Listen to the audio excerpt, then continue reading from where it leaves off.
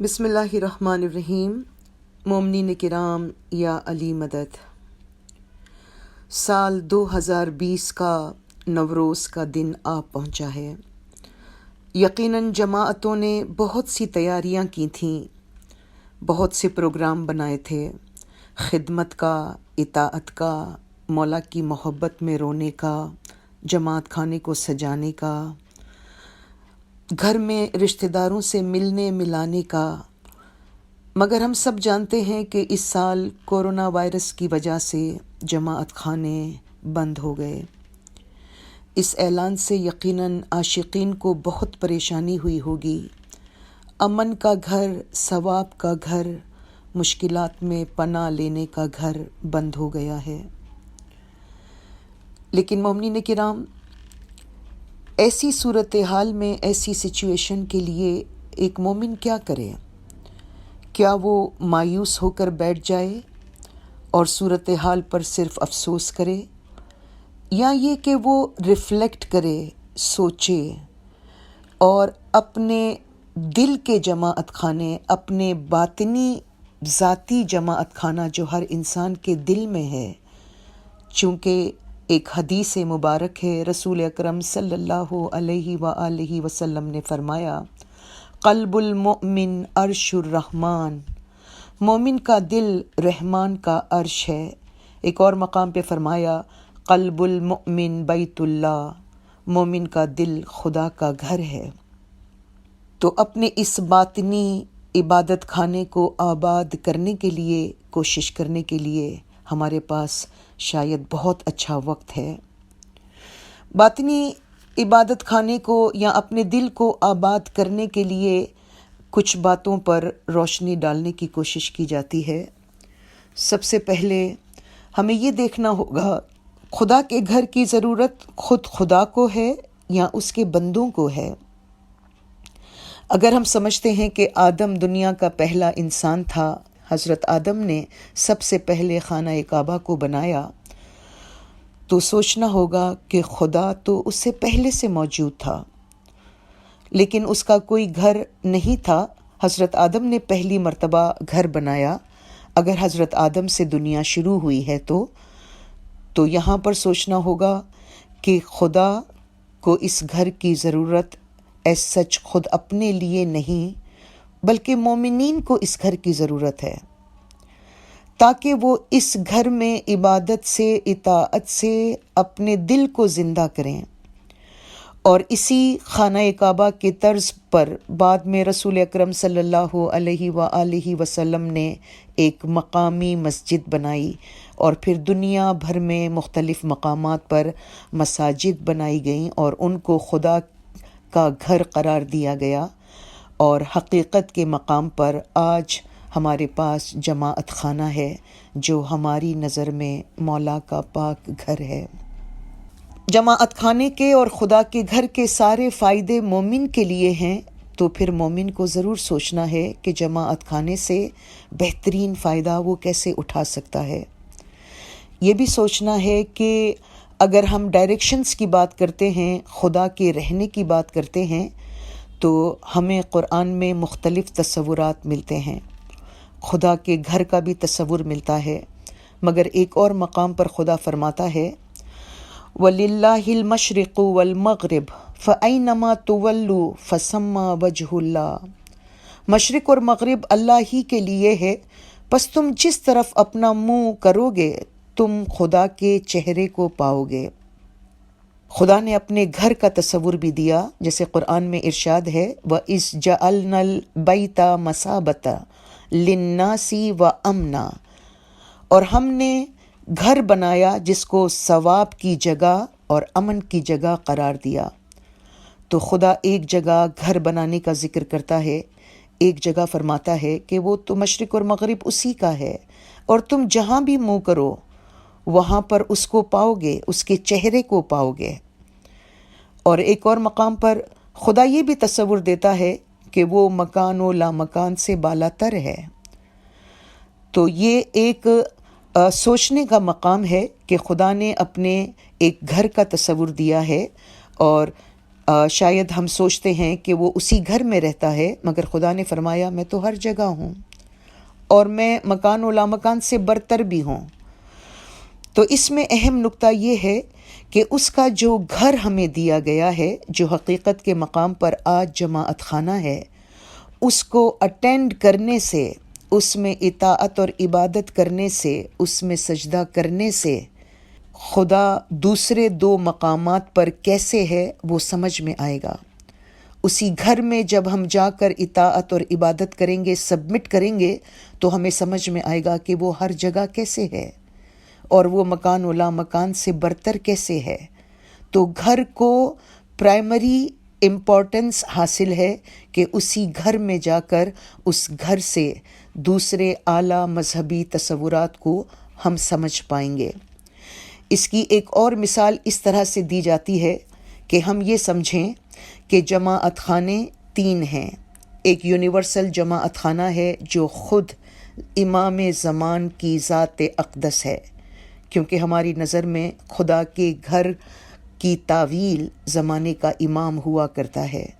تو ایک یونیورسل جماعت خانہ ہے جو خود زمانے کا امام ہے۔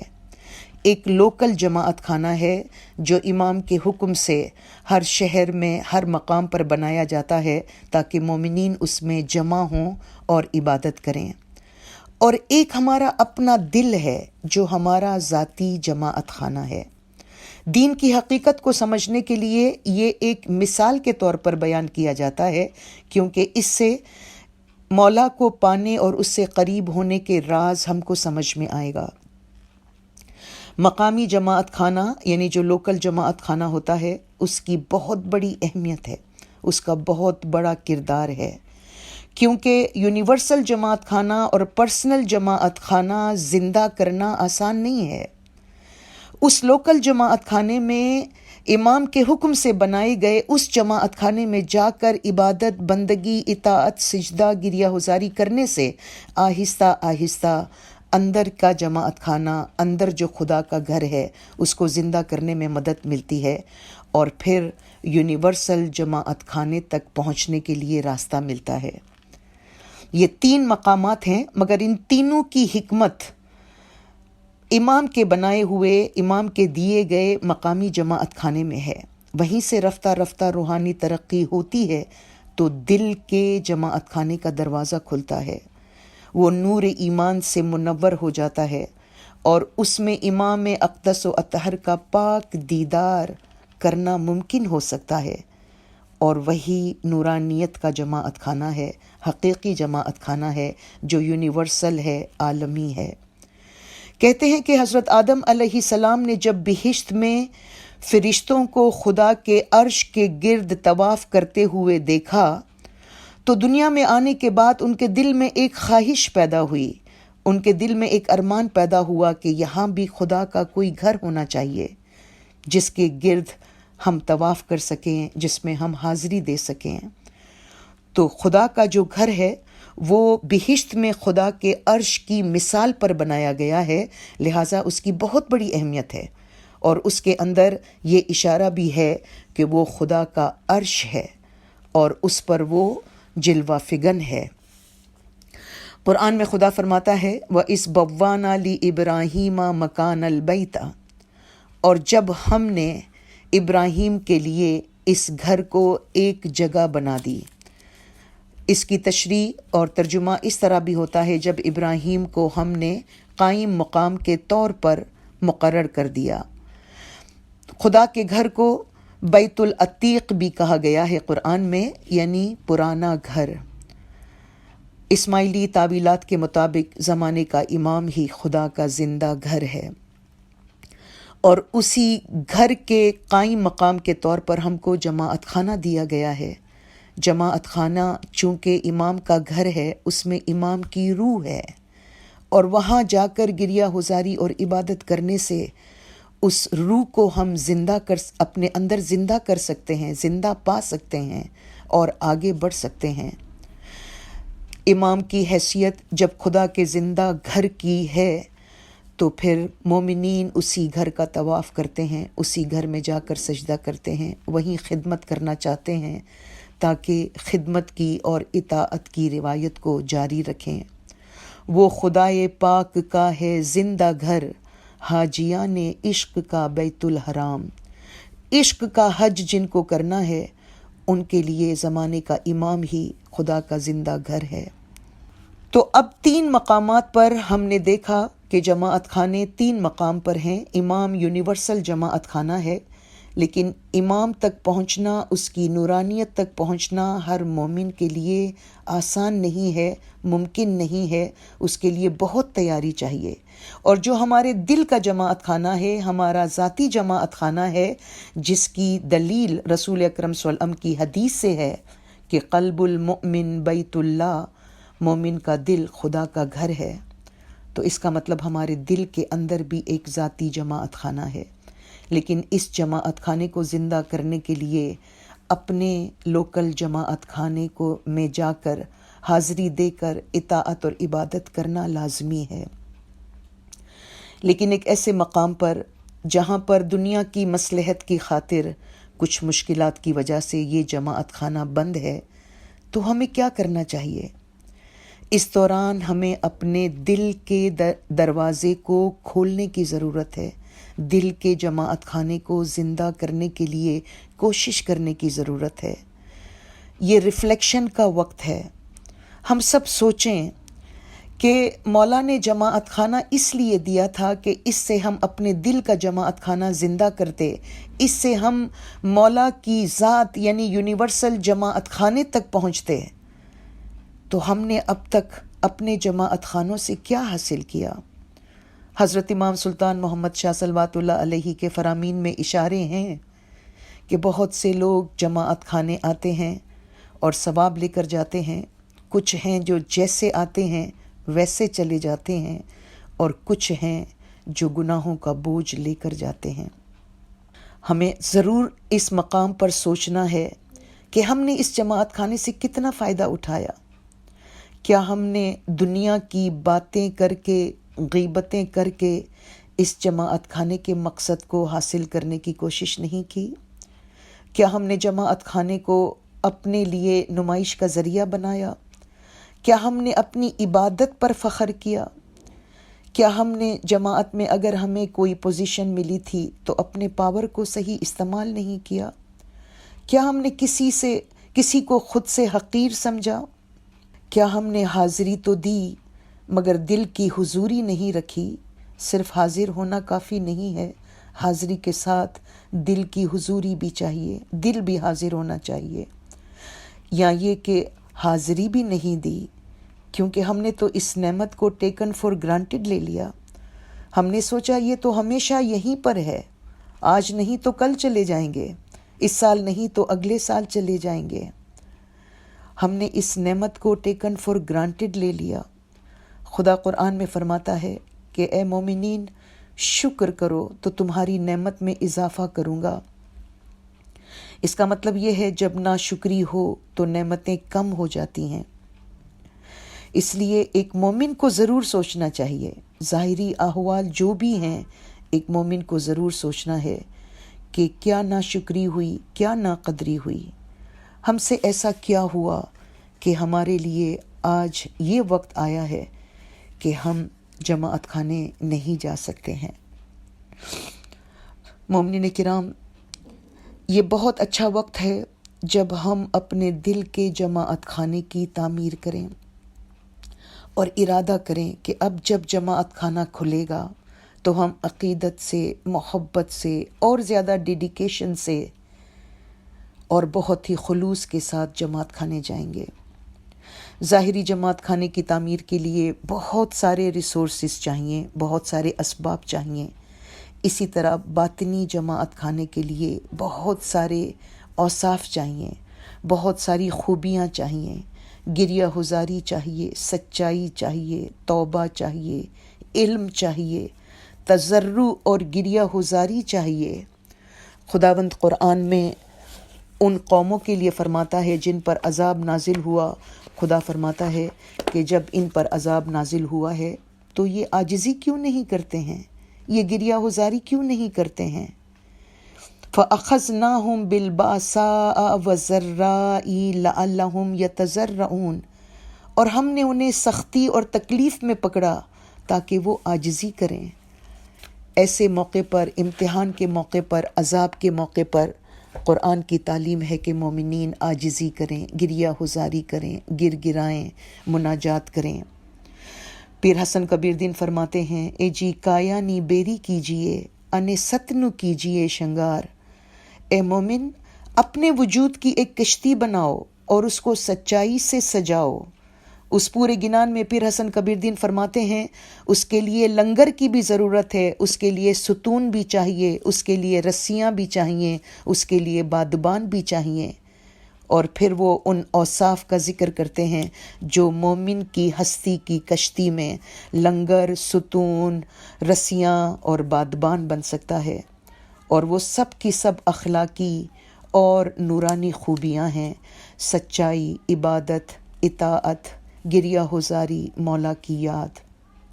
اس وقت میں جب ایک فزیکل ڈسٹینس کا عمل جاری و ساری ہے، ہم ایک دوسرے کے لیے دعا کریں، ایک دوسرے کے لیے دل کھولیں، ایک دوسرے کو معاف کر دیں، ایک دوسرے کی مدد کریں، کسی سے گفتگو کر کے، کسی کو حوصلہ دے کر، کسی کے خوف کو کم کر کے، کسی کی عملی مدد کر کے ہم اس وقت اپنے اندر بھی ریفلیکٹ کریں اور باہر بھی لوگوں کی مدد کریں۔ کہتے ہیں کہ لندن اور دوسرے علاقوں میں جہاں پر زندگی خاموش ہو گئی ہے، لاک ڈاؤن ہو گیا ہے، جو شور شرابے والے شہر تھے، ان شہروں میں خاموشی ہونے کی وجہ سے پرندوں کی آواز سنائی دے رہی ہے، ان کی چہچہاہٹ سنائی دے رہی ہے، جو کافی عرصے سے لوگوں نے نہیں سنی تھی، کیونکہ شہر کے ہنگامے، روزمرہ کی زندگی کے شور میں ان کو وہ چیز نہیں سنائی دیتی تھی۔ کیونکہ صبح ہوتی ہے، شام ہوتی ہے، زندگی یوں ہی تمام ہوتی ہے۔ جب ہم اپنے نارمل روٹین میں ہوتے ہیں تو بعض اوقات ایک ایسی ریس میں ہوتے ہیں کہ صبح شام ہوتی رہتی ہے اور زندگی کے دن کم ہوتے جاتے ہیں۔ مگر اس وقت جب کہ ساری چیزیں رک گئی ہیں، ایک لاک ڈاؤن ہو چکا ہے، اس وقت اپنے اندر کے انسان کی آواز سنیں۔ انٹرا پرسنل کمیونیکیشن کا موقع ہے، اس کی بہت سخت ضرورت ہے۔ ہم نے اتنے عرصے سے اپنے اندر کے انسان کو نہیں سنا، اپنے آپ کو ایویلیویٹ نہیں کیا۔ اطاعت میں کہاں ہیں، عبادت میں کہاں ہیں، اخلاص میں کہاں ہیں؟ اسی لیے اس وقت کا بھرپور فائدہ اٹھانا ہے اور اپنی فیملی کے ساتھ مل کر دعا، تسبیح، عبادت کرنی ہے۔ اسماعیلی طریقے کے مطابق مذہب اور دنیا، دین اور دنیا کوئی الگ الگ چیزیں نہیں ہیں۔ مولانا حاضر امام نے اپنے فرامین اور اپنی تقاریر میں ہمیشہ فرمایا ہے کہ اسلام اس ڈائیکوٹومی کو نہیں مانتا ہے کہ ہمارے ہاں دین الگ اور دنیا الگ ہے۔ ہمیں تو یہ تعلیم دی گئی ہے کہ اٹھتے بیٹھتے بھائی راہ چلنتے، نام صاحب جی کو لیجئے جی۔ اٹھتے بیٹھتے، راستہ چلتے، کروٹ بدلتے ہمیں مولا کو یاد کرنا ہے۔ ہم نے اپنے گھروں میں، خاندانوں میں ایسے بزرگوں کو دیکھا ہے جو اٹھتے بیٹھتے اور کروٹ بدلتے ہوئے بھی مولا کا نام یاد کرتے ہیں۔ تو ہمارے لیے دنیا کی زندگی بھی دین کی روشنی میں گزارنے کی ہدایت کی گئی ہے۔ اسی لیے اس وقت اپنی فیملی کے ساتھ مل کر گھر ہی میں دعا باقاعدگی سے پڑھیں، تسبیح، عبادت کریں، مولا کو زیادہ سے زیادہ یاد کریں، اور جو کام، جو اخلاص، جو عبادت جس کی کمی رہ گئی ہے اس کو پورا کرنے کے لیے ہم کیا کر سکتے ہیں، اس کے لیے سوچیں، تاکہ اندر سے دل زندہ ہو۔ جب دل زندہ نہیں ہوتا ہے، جب دل سخت ہوتا ہے تو کسی عبادت کا مزہ نہیں آتا، کسی اطاعت کا مزہ نہیں آتا، ہر چیز ایک فارمیلٹی بن جاتی ہے۔ یہی پرسنل سرچ ہے جس پر مولانا حاضر امام نے کئی مقامات پر اپنے فرامین میں زور دیا ہے کہ پرسنل سرچ کرنی ہے، اپنے آپ کو سمجھنا ہے، اپنے آپ کو پہچاننا ہے، علم، عبادت اور اطاعت کے لیے طریقے سمجھ کے آگے بڑھنا ہے۔ خدا کا پہلا گھر مکہ میں بنا، جس کے لیے خدا قرآن میں فرماتا ہے اِنَّ أَوَّلَ بَيْتٍ وُضِعَ لِلنَّاسِ الَّذِي ببکتا مبارکن و ہدل للعالمین، یقیناً وہ گھر جو سب سے پہلے لوگوں کے واسطے مقرر کیا گیا وہ مکہ میں ہے۔ لیکن قرآن میں مکہ کو بکہ کہا گیا ہے، یہ مکہ کا نام ہوا کرتا تھا، اور بکہ گریہ ہوزاری کو کہتے ہیں، رونے کو کہتے ہیں۔ یعنی خدا کا پہلا گھر جہاں بنا تھا اس شہر کا نام بھی بکہ تھا، جو بکا سے ہے یعنی گریہ ہوزاری کرنا۔ اس میں اشارہ یہ تھا کہ خدا کے اصل اور زندہ گھر تک پہنچنے کے لیے رونا ہے، عاجزی کرنا ہے۔ مولا مرتضیٰ علی کو رسول صلی اللہ علیہ وسلم نے فرمایا تھا، اے علی کثرت بکا کرو، یعنی بہت کثرت سے رونا ہے، اور اپنے آپ کو اندر سے زندہ کرنے کے لیے رونا ہے، پاکیزہ کرنے کے لیے رونا ہے۔ کپڑا دھووے سو کیا ہوا، دل دھووے سو پاوے۔ جب ہم اپنے باطن کو دھوئیں گے، عاجزی کریں گے، تو ہمارا دل زندہ ہوگا، پاک ہوگا۔ اور یہ نیت کریں کہ اب اگر جماعت خانہ جیسے ہی کھلے گا، جیسے ہی یہ مشکل آسان ہوگی، اس مشکل کی آسانی کے لیے بھی دعا کرنی ہے، لیکن نیت کریں، ارادہ کریں کہ جیسے ہی یہ نعمت دوبارہ ہمارے لیے ریسٹور ہو جائے گی، ہم عقیدت سے، اخلاص سے، محبت سے مولا کے گھر پہ جا کر سجدہ کریں گے، کیونکہ وہی گھر ہے جو ہمیں اندر کے گھر اور عالمی اور یونیورسل جماعت خانہ یعنی امام کی نورانیت تک پہنچنے کے لیے مدد کرے گا۔ نوروز کا اصل مقصد ہی یہی ہے کہ مومن کا دل اندر سے زندہ ہو جائے، اس کی اندر کی ہستی میں خزاں کا موسم ختم ہو جائے، سردی اور گرمی کی بجائے بہار کا موسم ہو، اس کے دل میں مولا کی محبت کے پھول کھلیں، اس کے دل میں عشق و محبت کے پرندے چہچہائیں۔ نوروز کا اصلی مقصد یہی ہے کہ وہ اپنے دل کی زمین کو امام زمان کے آفتاب کے سامنے کر دے، تاکہ اس کے دل پر روشنی ہو، اس کے دل پہ نور ہو، اور اس کے دل پر نوروز کی طرح ایک تازہ بہار آ جائے۔ تیرا دل جب منور ہو، درخشاں مثل خاور ہو، نشے من گاہ مظہر ہو، یہی ہے مژدہ نوروز۔